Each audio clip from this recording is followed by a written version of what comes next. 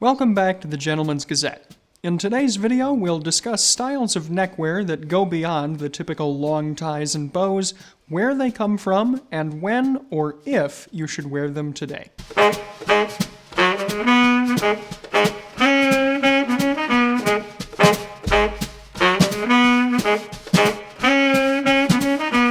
As you're probably aware, the necktie is a prime focus for us here at the Gentleman's Gazette. We've devoted a number of videos to how to tie bow ties and various kinds of necktie knots, and we sell a wide array of ties in the Fort Belvedere shop. We've also covered some even more traditional styles like the ascot and the cravat, both of which we'll touch on again later in today's video. But of course, there are a great many other neckwear styles out there aside from regular neckties and bow ties, which begs the question, are there situations where any of these other styles can or should be worn? Before we can answer that question, though, we'll need to run through a brief overview of the various different kinds of alternative tie styles. We'll start with the cravat, which is really an umbrella term for any kind of cloth that's tied around the neck for decorative purposes. As such, it is, in a sense, the forefather of the necktie, the bow tie, scarves, and most other types of neckwear. The name cravat is derived from Croatian or Croat mercenaries who fought during the 30 Years' War of 1618 to 1648. These mercenaries came into contact with the French, who were impressed by their colorful neckerchiefs. Over time, the French term croat in reference to the neckwear became cravat. Of course, the fashion of wearing something around one's neck decoratively dates back much farther than the 17th century, but these Croatian mercenaries were the ones who really popularized it. In British English, the term cravat or cravat, also day cravat, usually refers to a more informal type of day ascot that's worn under the collar of the shirt, such as I'm wearing here today. This is in contrast to the dress ascot, also called the dress cravat, formal ascot, or plastron. These terms refer to a more structured neckband with wide pointed ends, usually made of silk. The Royal Ascot Race, meeting at the Ascot Racecourse in the British town of Ascot, gave the neckwear its name, although such dress cravats were no longer worn with morning dress at the royal races by the Edwardian era. The dress ascot is now worn almost exclusively with formal day wear or morning dress, which we've also covered extensively, including in our comprehensive morning dress guide, which you can find here. And if you'd like to learn more about day cravats and formal ascots, as well as how to tie them, you can find our videos here. With those forms out of the way, let's now dig into the more niche and obscure neckwear options found throughout history. We'll start here with the stock, a close cousin of the ascot and cravat, which comes in two varieties. The shaped stock, which is a single, long, pre-sewn piece of fabric with no folds, with a slit in its center back to facilitate tying, and the older folded stock, which is folded lengthwise and pressed but not stitched. These folded stocks were originally white neckbands of starched linen or muslin, first worn around 1730. They would later incorporate colors and patterns and become more similar to modern day cravats. Meanwhile, shaped stocks, which are also called dress stocks or hunting stocks, are more similar to formal ascots, are plain white, and are worn with stock pins. Stock pins, by the way, are horizontal pins resembling large safety pins of about 3 inches or so and are usually gold.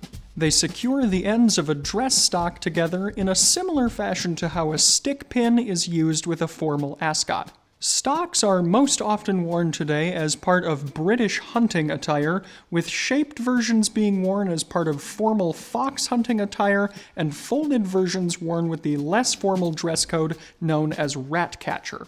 Hunters and horsemen often endorse the utility of the stock, saying that when necessary it can be used to improvise bandages, slings, and other such devices. One more cravat style to cover here, the Steinkirk Cravat, also called a Steinkirk. This is a white stock with long ends which are twisted together and pulled through the wearer's lapel buttonhole somewhat casually. This style takes its name from the Battle of Steinkirk between France and a joint force of English, Scottish, Dutch, and German forces on August 3, 1692. Legend has it that the French were surprised at their encampment early in the morning by the opposing forces and thus were only partially dressed at the time. The French would go on to win the battle though, and this casual style of cravat wearing would remain popular in the region for another handful of decades. By the way, if you tie a black ribbon over the top of a stock, you get a style called a solitaire. And this transitions us nicely into our next neckwear category, ribbon and string ties. First up here is the simple string tie, also called a bootlace tie or a sheriff's tie, predominantly in the UK. This is just as it sounds, a string that's looped into a bow rather than being traditionally knotted. It was particularly associated with the teddy boy movement in Britain in the 1950s, which was itself an outgrowth of neo-Edwardian and rockabilly fashions, and it's often misidentified as a bolo tie. What is a bolo tie then? A bolo tie, also called a Bolo Tie or shoelace tie, is a style of neckwear created from a length of cord that's almost always leather rather than a strip of silk or other fabric, and closed with a jewelry-like side clasp.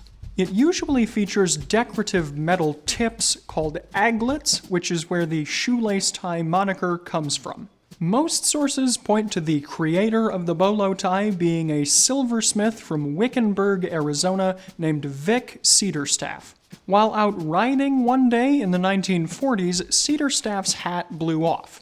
He retrieved it, but since he didn't want to lose the hat band and buckle again, he took them off of the hat and put them around his neck. Cedarstaff later added silver aglets to the ends of the band, named it after the bolas or bolos used by Argentinian gauchos, and patented the design in 1959. The bolo tie was adopted as the official state tie of Arizona in 1971, and later by New Mexico and Texas as well. It got a boost in the fashion world in the 1980s with rockabilly and new wave musicians, and also in Hollywood, but today it's most commonly associated with its western wear roots. And returning to ribbons for a moment, let's cover the plantation tie, which is also called the planter's tie or southern colonel tie. This is a loop of dark ribbon that's tied into a bow using the same mechanics as a conventional bow tie, and it's commonly associated with figures like Mark Twain and Colonel Harlan Sanders, the founder of Kentucky Fried Chicken. Next up, we're venturing into the realm of black tie alternatives with the Continental Tie. This is a bow tie alternative consisting of a strip of fabric, usually black, that overlaps under the throat where it's fastened by a tie tack or snap button.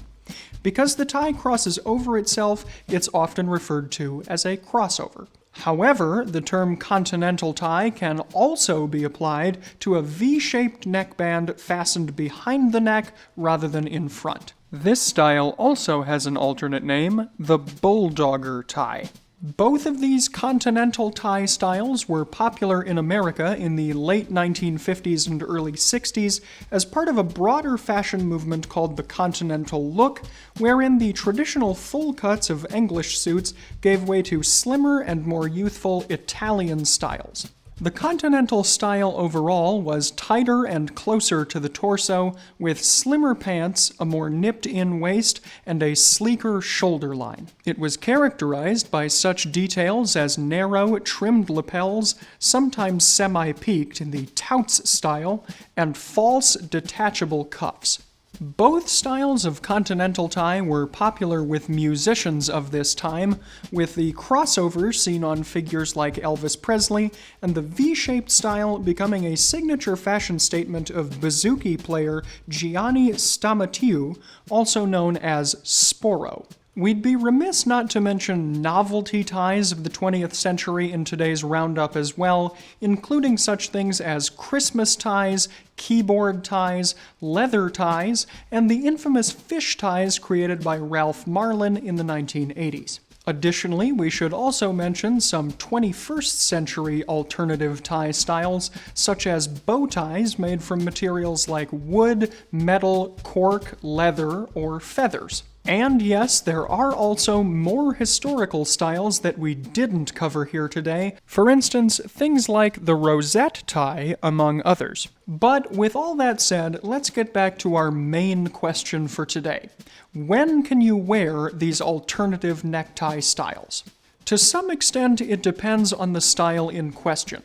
For example, we wouldn't really recommend any of the more historical styles, such as the stock, with the exception of hunting attire, the Steinkirk, or the solitaire. Similarly, the string tie and plantation tie are probably going to look more dated and costumey than stylish today, which can also be applied to the novelty tie category more broadly. Either style of Continental tie is probably something we'd advise against as well, simply because we're big proponents of classic black tie as exemplified by the 1930s in particular. For more information on both classic black tie as well as alternatives like the Continental tie, you can consult our comprehensive black tie guide on the website here. Regarding bow ties made of non-fabric materials, they can certainly work in a more modern, fashion-forward setting. But if you're going for a look that's grounded in the principles of the golden age of menswear, as we advocate here at the Gentleman's Gazette, you're probably going to find that they're not going to be versatile or harmonious with the other elements of your wardrobe. And what of the bolo tie then? Well, we wouldn't recommend it for all situations. However, if you do happen to be in the southwestern United States, particularly one of the states that's officially sanctioned this style, then we think you could experiment with wearing it. It would probably work best, though, if the rest of your outfit is similarly Western-inspired, but not over-the-top or costumey, and rather more subtle and traditional. As you can see then, the world of men's neckwear is far more vast than the two main pillars of conventional neckties and bow ties. Even so, the various alternative styles we've covered today have remained alternative for a reason, which is to say they're not nearly as versatile as their more conventional counterparts. For 99% of sartorial situations, then, a well-chosen necktie or bow tie, or perhaps an ascot or cravat, is going to serve you well. Feel free to experiment with the other alternative styles if you so choose, but be aware that a more standard style is going to be best for tying your looks together. In the spirit of today's video, I am wearing a day cravat with my outfit just to add a bit of flair. As you might have guessed, it's from Fort Belvedere, and it's in madder silk with red, orange, navy, and light blue paisleys. The rest of my outfit is working in a similar red and blue color theme, including my wine-colored cardigan sweater and my shirt, which is a subtle pink and blue checked pattern over a white background. I'm wearing slim and simple black cufflinks which aren't meant to be seen so that my sleeves can fit better under the sweater sleeves. My trousers are plain navy blue, and my penny loafers are in a dark oxblood color, which brings out some of the red tones in the outfit. And my socks, also from Fort Belvedere, tie the outfit together. They're shadow-striped models in midnight blue and burgundy. You can find the socks and the ascot I'm wearing in today's video in the Fort Belvedere shop, in addition to a wide array of other menswear accessories, including neckties, bow ties, ascots, and much more.